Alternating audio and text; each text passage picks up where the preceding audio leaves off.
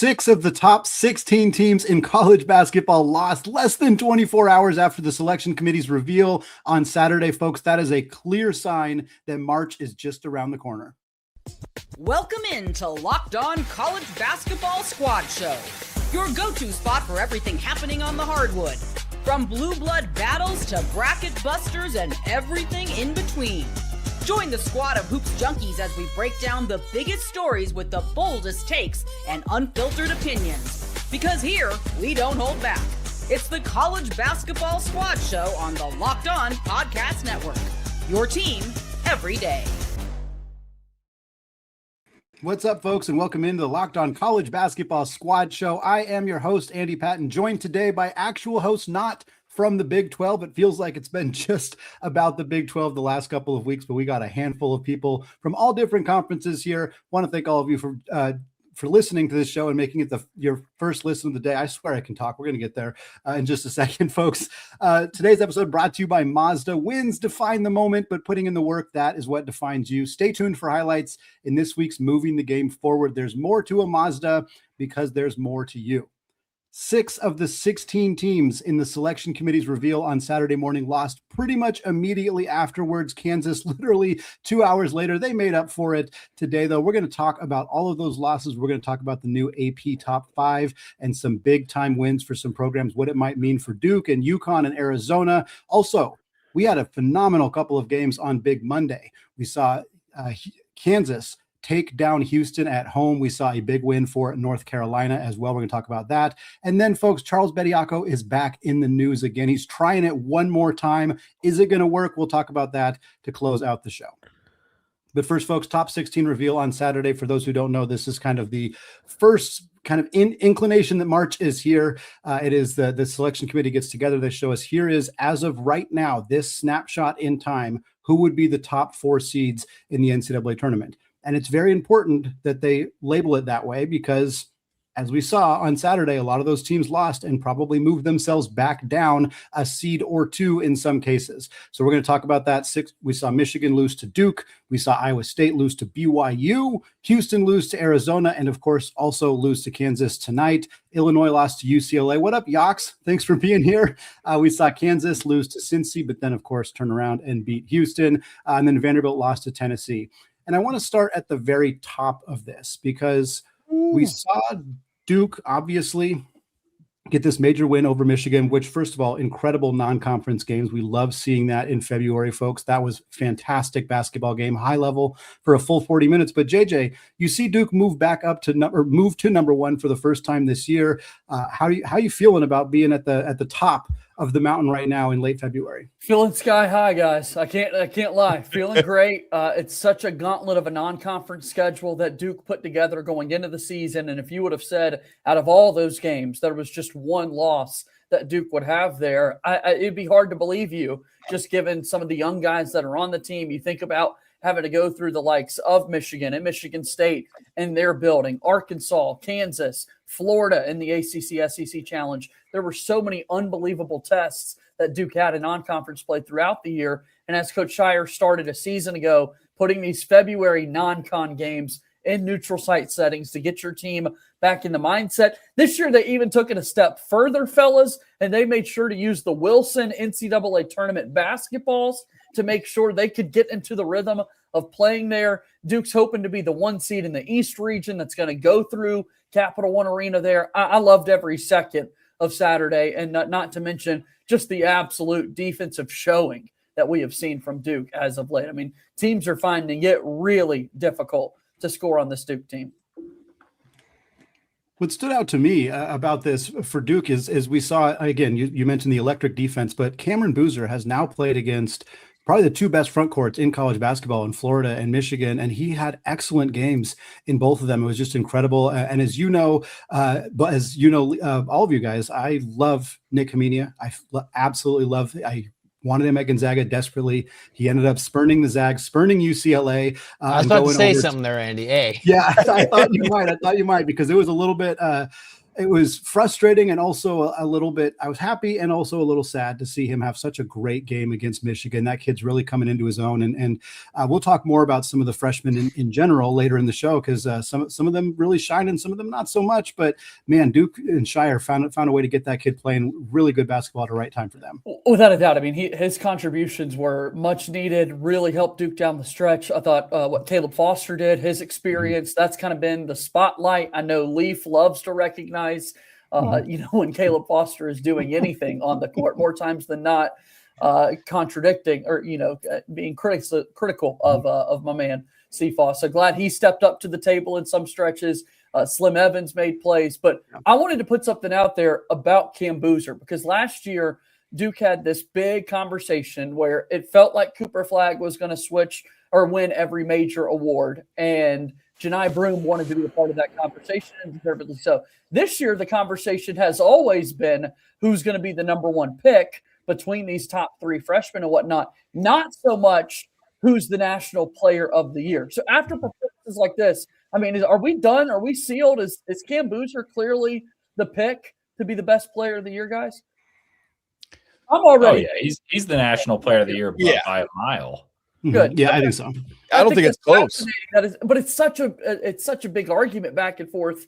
Top number one overall pick, and yet those same three people, team success is something, and they're not really a part of all of those National Player of the Year award conversations. I think the team success, I think DeBonce has been fantastic all year, and that's obviously where the draft pick stuff comes in. But the team success, I mean, DeBonce is not doing in the wins, right? Like they're just not winning the same amount of games. I think that's the biggest separator. I mean, the number one pick thing is very separate to me, frankly.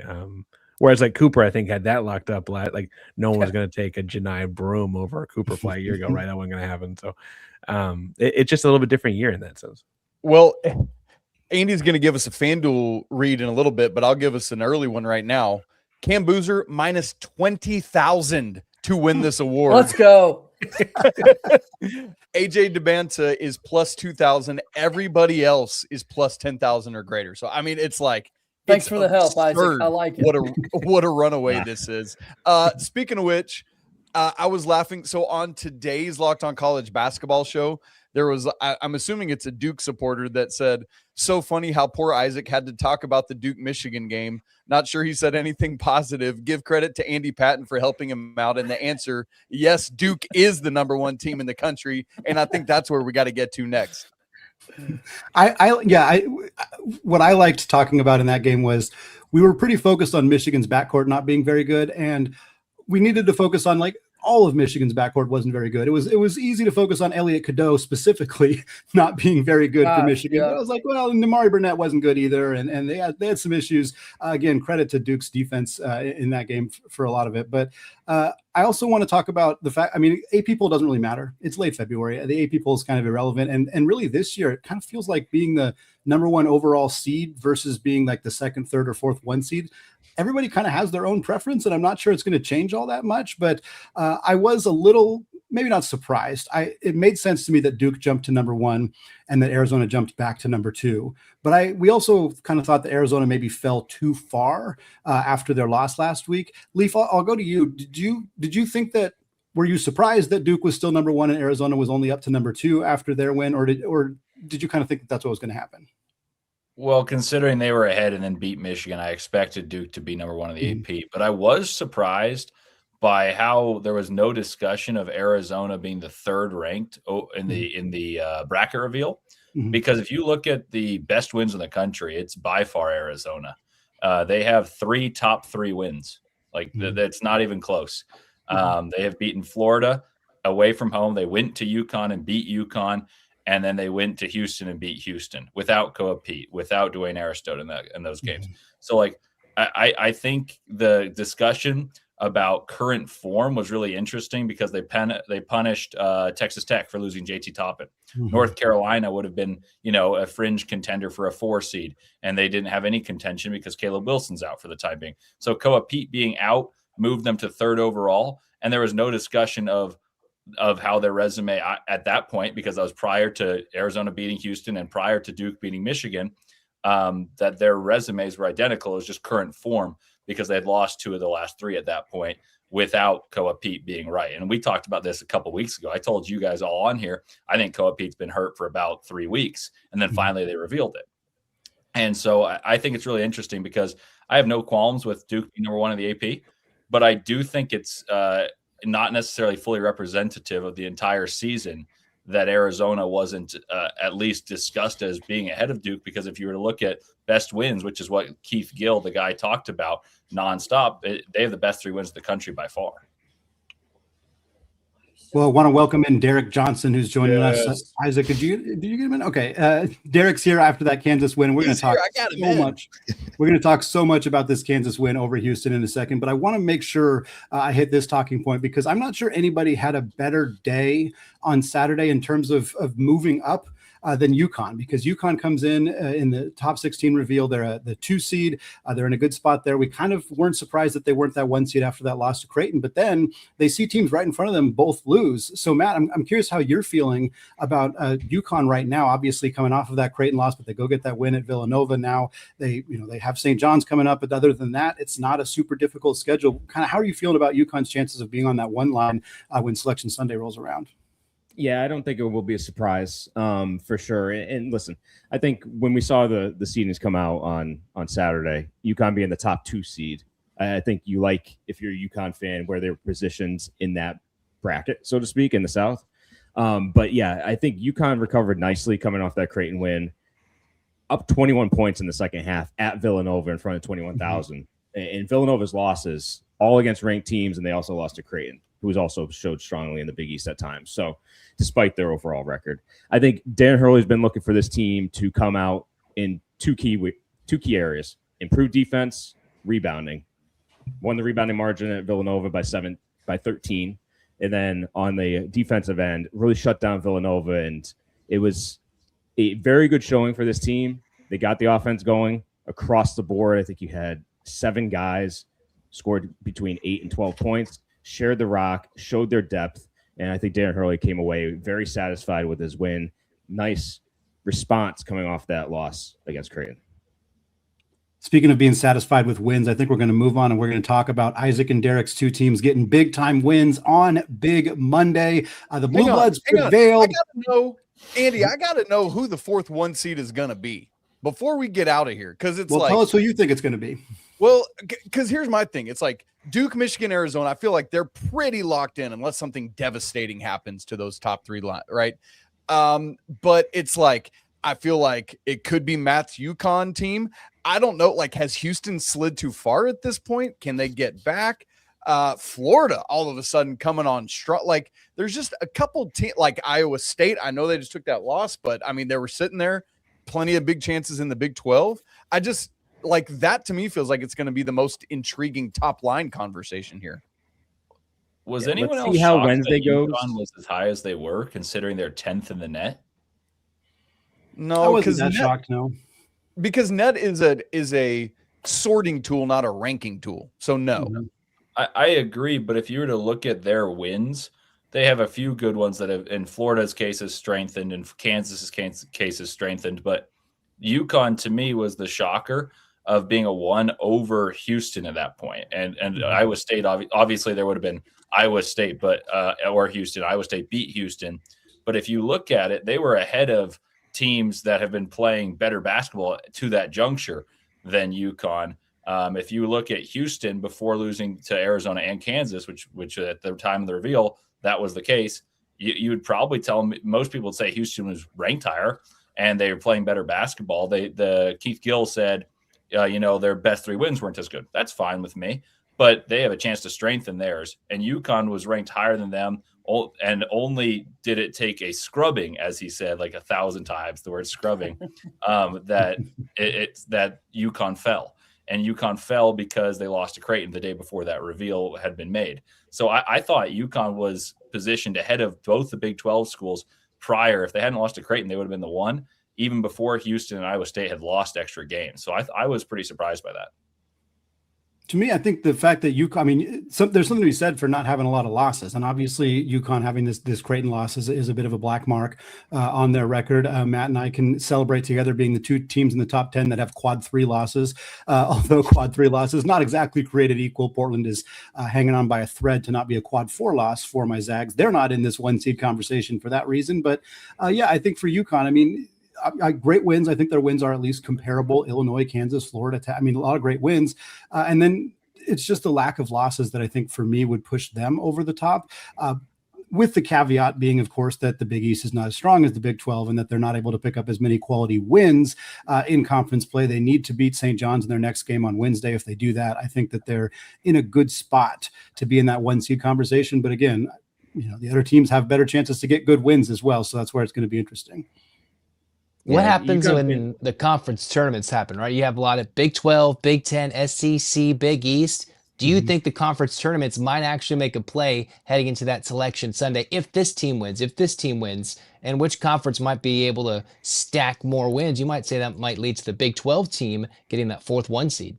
It's weird though, because I feel like in recent years they've devalued it. Like, how many years have we seen like, oh, well, that probably boosted them up a line, and then it didn't. But to your point, like, you would think if there's going to be some resume boosters, like imagine a Big 12 semifinals where the top 4 seeds actually all make it. Like, that's going to be incredible.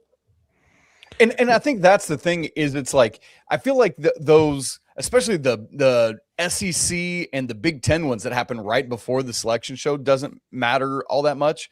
But if we're talking about the nitty gritty of who's that 4th 1 seed or the order of the top 4, then that's where I wonder if it comes in and actually makes a difference. But yeah, we'll find out on Selection Sunday. Okay, well, now let's get now let's get to those wins. Obviously, we talked again, North Carolina beating Louisville, Kansas beating Houston. We got a host for 3 of those 4 shows, so we're going to talk about those games and what they might mean for those teams coming up here in just a second.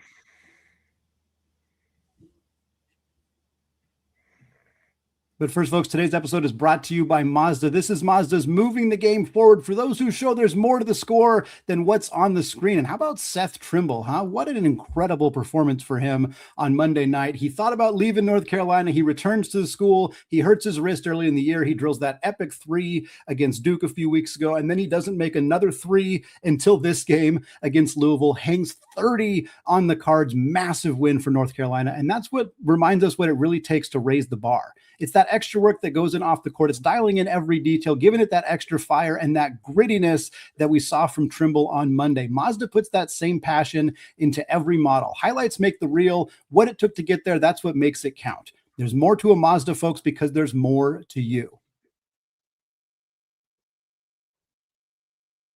Today's episode is also brought to you by FanDuel. Folks, if you ever wanted to experience the NBA Finals live and in person, FanDuel is giving you the chance to turn that dream into a reality with their NBA sweepstakes. Here's how it works. Use your profit boost on any NBA future, and you'll automatically be entered for a shot to win an NBA Finals trip for 2. That's right, flights, tickets, the whole experience. And if you're already looking at the board and thinking about which team can make a deep run, this is the perfect time to lock that in. I love futures at this time of year. Whether it's picking a team to win a championship or grab a conference title, it adds that extra layer of excitement to each and every game down the stretch.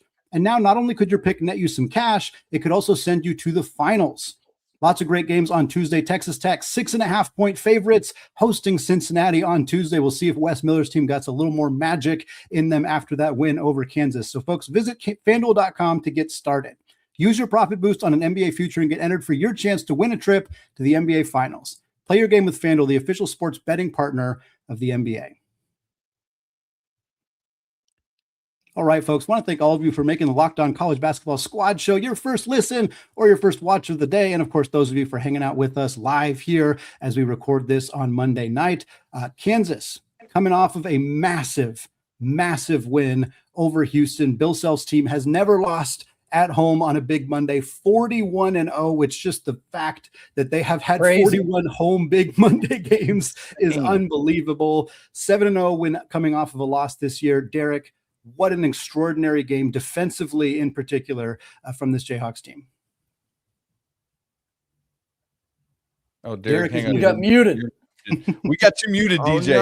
Oh no! There you You're go. trying Just to speechless. quiet the yeah. Just an unbelievable performance. I didn't know what to say. No, even more incredible stats. Like Bill Self is, I think, now 16-0 against top 10 teams who are ranked higher than him at home.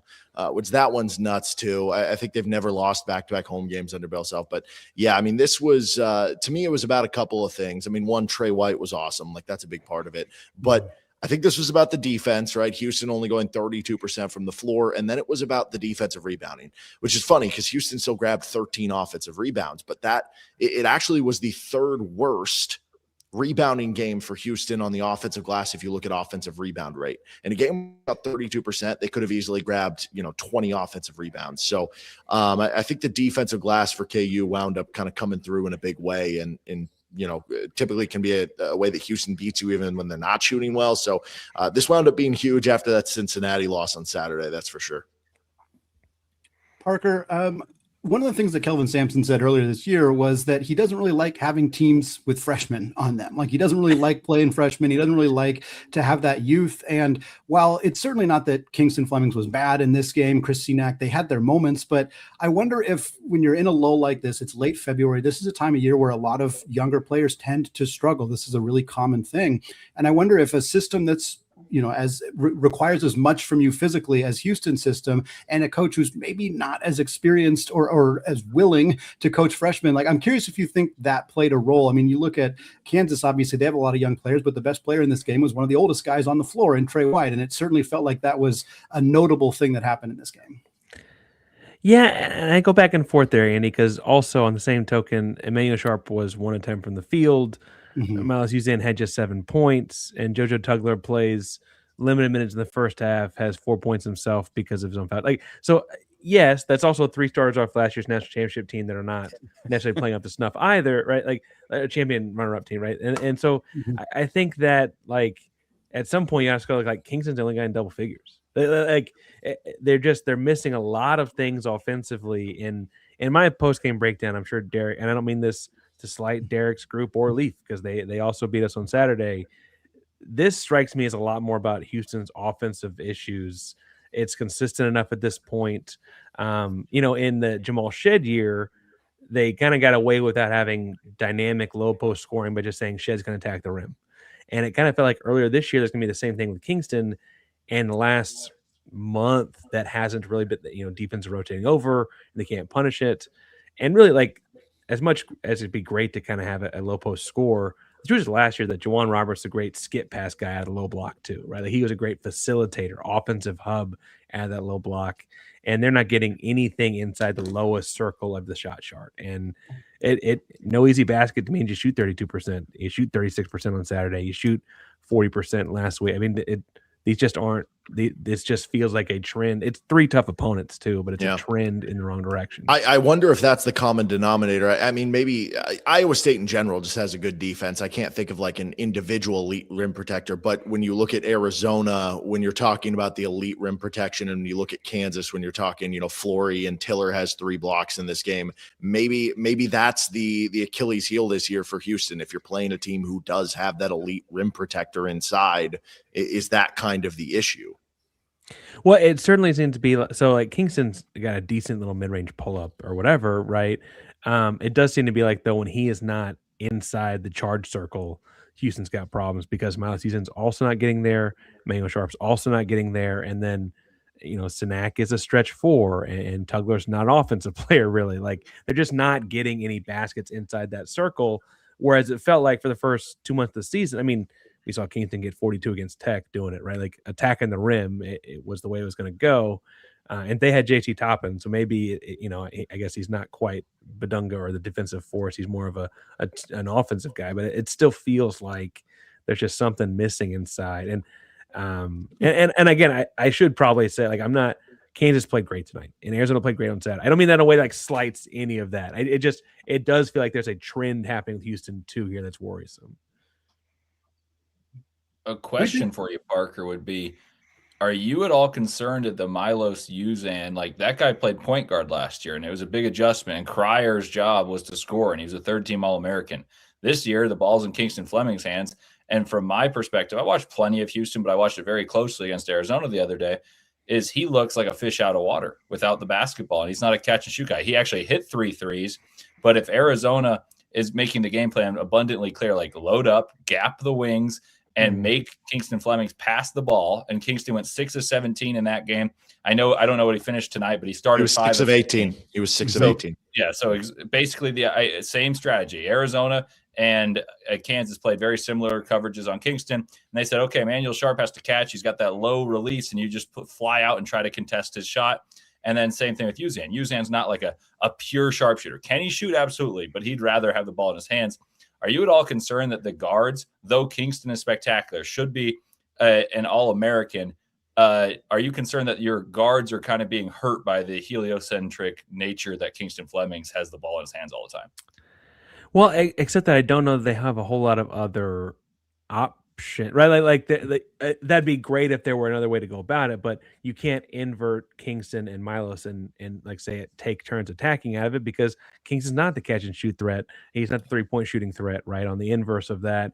And I really think, honestly, part of the deal was in the earliest part of the year is when this thing was really clicking again, like I mentioned, Tech or BYU or Arkansas or the wins they had early on, it felt like Kingston would attack and they'd collapse, he'd kick, the next guy would attack.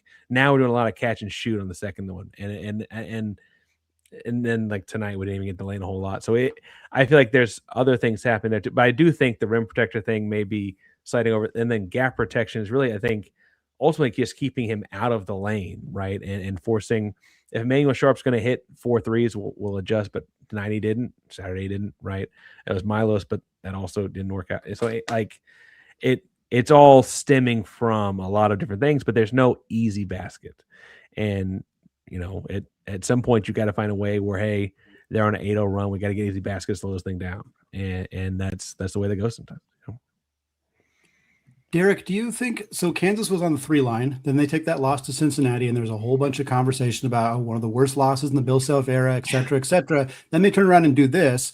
Like, are we evening out? Is Kansas trending towards a 2 line? Obviously, with Illinois taking a loss, now Houston's got a couple losses in a row. Like, where do you kind of, in your mind, where do you think Kansas ends up landing, knowing that they have a huge game coming up this week as well?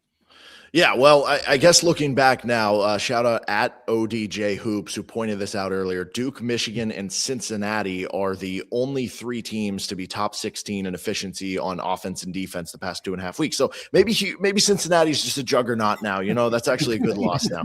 No, but it is going to be interesting because when you look at the resume stuff, I think I was looking at it. KU is now top 5 or tied top 5 in quad 1 wins. They're 1 win behind Duke in terms of, and tied with, I think, 1 or 2 other schools for quad 1A wins now. And here's what could be a potential differentiator just from the seeding of Big 12 teams, right? They only play Texas Tech once. Now, again, you could play some of these teams again in the Big 12 tournament, but they beat them. They only play BYU once. They beat them. They only play Houston once. They beat them.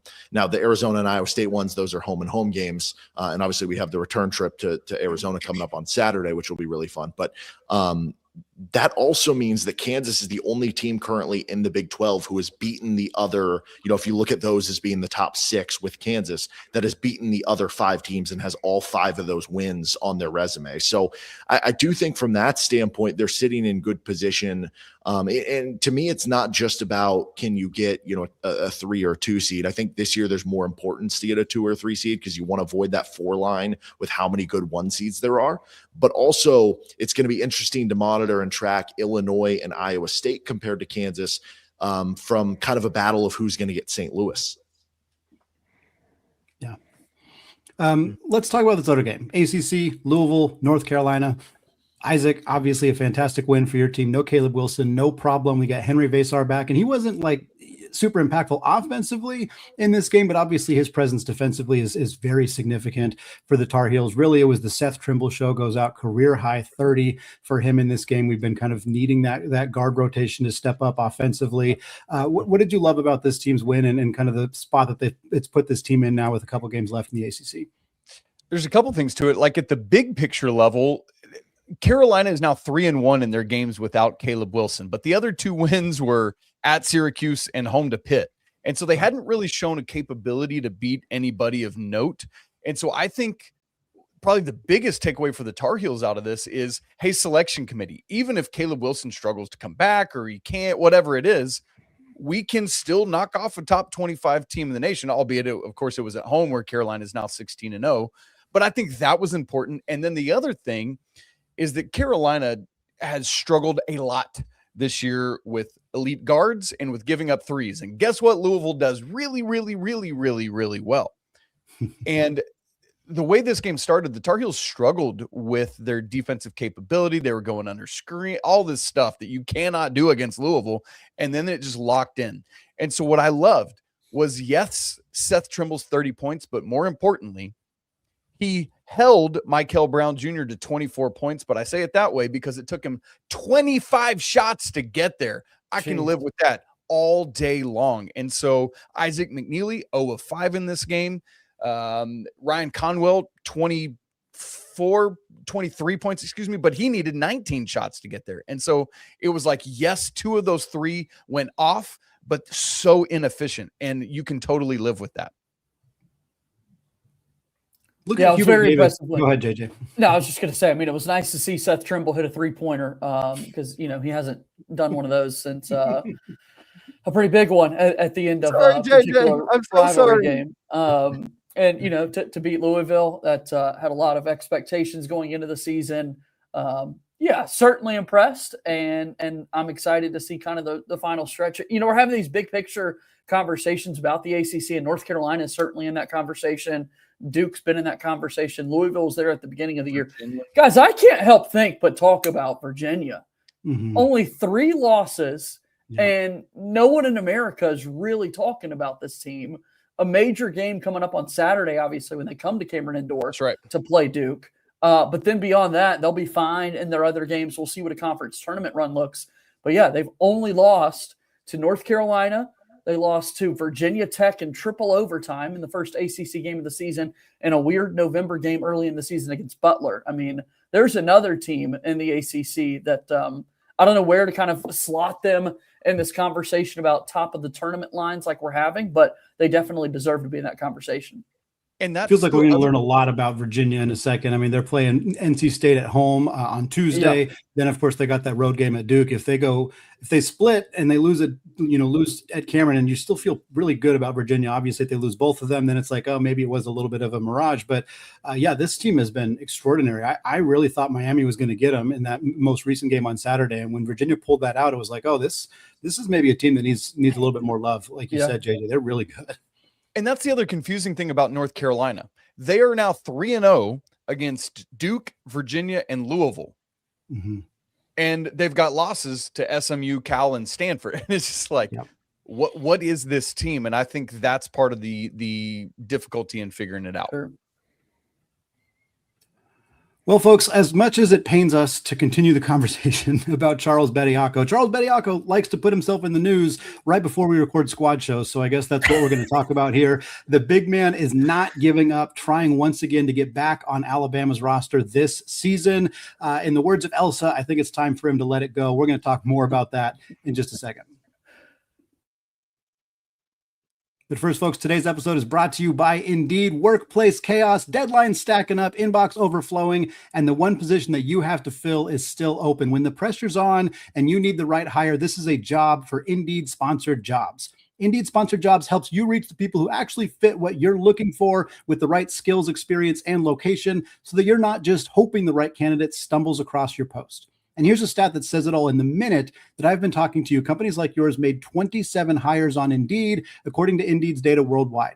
So if you're hiring, spend less time searching and more time actually interviewing candidates who check all your boxes. Less stress, less time, and more results. When you need the right person to cut through the chaos, that's a job for Indeed sponsored jobs. And listeners of this show will get a $75 sponsored job credit to help your job get the premium status that it deserves at Indeed.com/podcast. Just go to Indeed.com/podcast right now and support our show by saying you heard about Indeed on this podcast. Indeed.com/podcast. Terms and conditions apply. If you need to hire, this is a job for Indeed sponsored jobs. All right, folks, let's continue the Charles Bediako conversation for those of you who missed the update here. Yeah. before we get into this ridiculousness, can I do something even more ridiculousness? Do you ever not? No, never. Here's what I need. I need everyone that's listening to this to go find the YouTube version of it, because you're about to see something incredible for your life. What I need right now is our man, Matt Shonvisky of Locked On UConn. Brother, take off your glasses for me. What are we doing? And I need everyone to look at this screen right now. Oh, This Lord. this is Matt. Good group. Okay. I saw Isaac put that in there, and I've been waiting for the last 20 minutes for this. Like, let me go big screen. Here's Matt. Here's Eminem. that is spot on. Wow. This is insane, you Pretty guys. remarkable. That is When crazy. did he get a beard? Matt, can you give us some bars? It'd be a shame if UConn lose yourself to a 1 seed.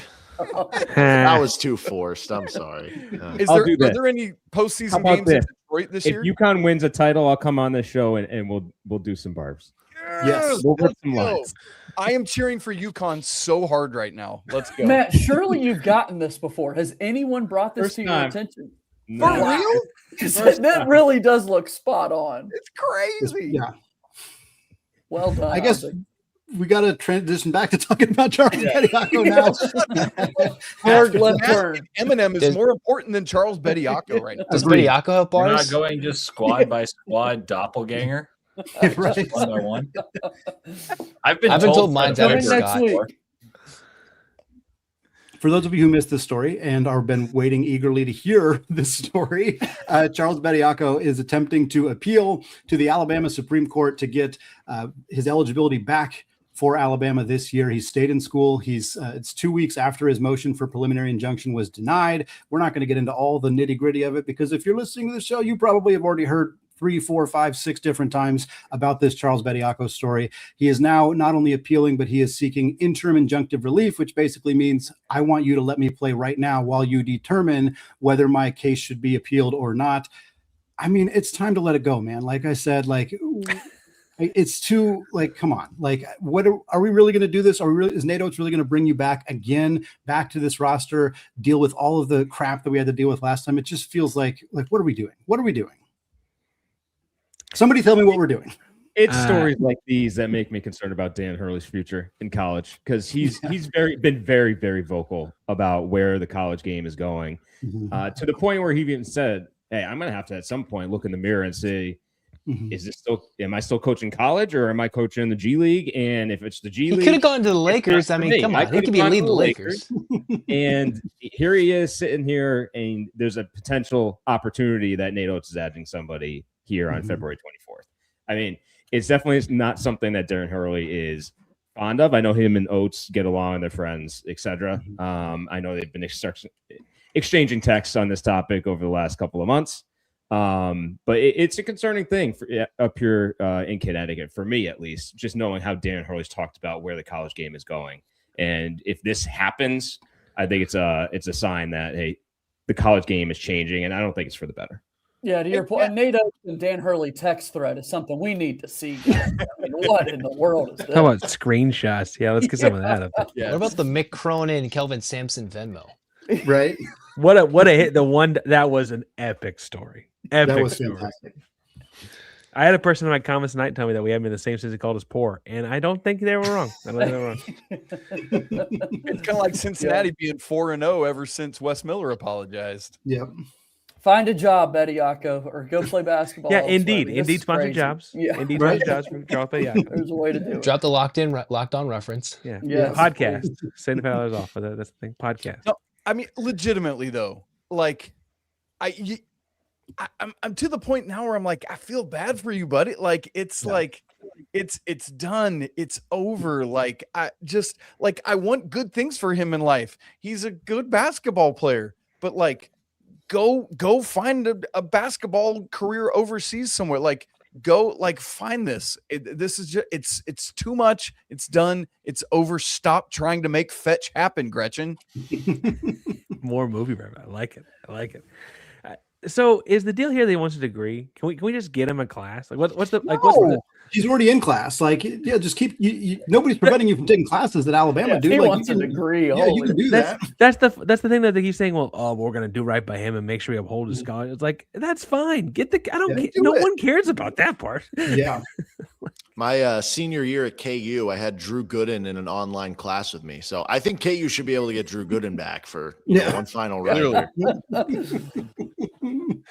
I mean, did Amari Bailey take his visit, right? Still, even though the Bediako case went the other way. What? That's a great point, Yox, because like it felt like the Amari Bailey stuff died with the Bediako. I agree. And so does that's the thing, this Bediako thing, if it's going to go through, it's going to have far-reaching ramifications for Amari Bailey and others that are going to follow that. Does anybody have anything else? I mean, like, it just feels like we've covered this story so many times, and I just feel like there's not much more to add. Matt, are you just getting dumped on with snow right now? Like, it's terrible in the Northeast. Not as bad as Rhode Island. They got 38 inches, I think, in the last 24 hours. 38? Got about a foot and a half here. Second time in a couple of weeks we've gotten that. So we're used to it. That's insanity. I mean, Kim English, maybe he's going to be happy if he doesn't keep his job, if he's getting 38 inches of snow out there at this point. Folks, that's good. Unless you got anybody's got anything to add, I think we're going to wrap it up here on that note. Obviously, a fantastic week coming up of college basketball games here. Another great weekend here as we're getting closer and closer to March and the start of the conference tournaments. And then, of course, Selection Sunday, just 3 weeks away here. So excited to be finally talking about March basketball very, very soon. That's going to wrap it up for us today, though, folks. So as always, we want to say apologies to the Lawyer family. Let's go Wild Popes. Cheers to Yox's Mick Bruins. And until next time, peace out.